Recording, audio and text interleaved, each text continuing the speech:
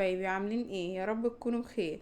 تعالوا نعمل النهارده تتبيله فراخ جميله قوي. هتنفع معاكي الفراخ المشويه، اي فراخ عندك ممكن تتبليها بالتتبيله ديت، جميله وسهله وسريعه جدا. عباره عن ايه المكونات؟ احنا عندنا هنا معلقه من السكر، نزلت فيها بالطبق.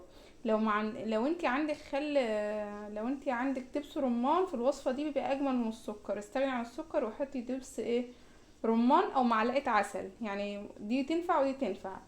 البهارات عندنا بقى عبارة عن، عندنا هنا معلقة من الشطة، معلقة من الملح، وعندنا معلقة صغيرة من الجنزبيل الفريش اللي هو بودرة يعني، وعندنا هنا معلقة كبيرة من بهارات الفراخ، ومعلقة كاري، وعندنا هنا معلقة من الفلفل الأسود، ومعلقة صغيرة كده من الكبابة الصيني، ودي بتبقى حلوة في تتبيلات الفراخ قوي، ومعلقة صغيرة من الكزبرة.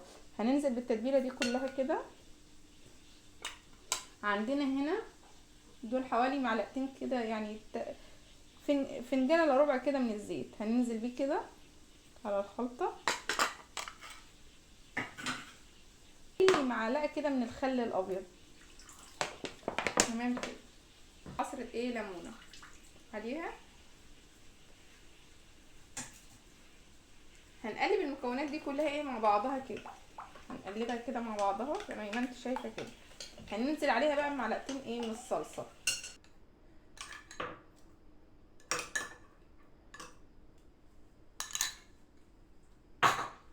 هنقلب كويس بقى. التتبيله ريحتها تحفه ما شاء الله يعني. هنقلب كويس كده. شوفي شكل التتبيله عامل ازاي، جميله قوي.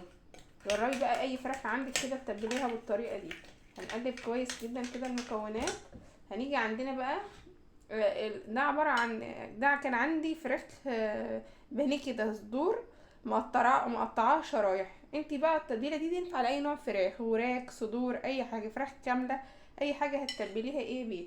هنزل كده بالفراخ اهي عليها. هقلب كويس بقى، هقلبها كويس كده. هدخلها التلاجة بقى اقل حاجه ساعتين.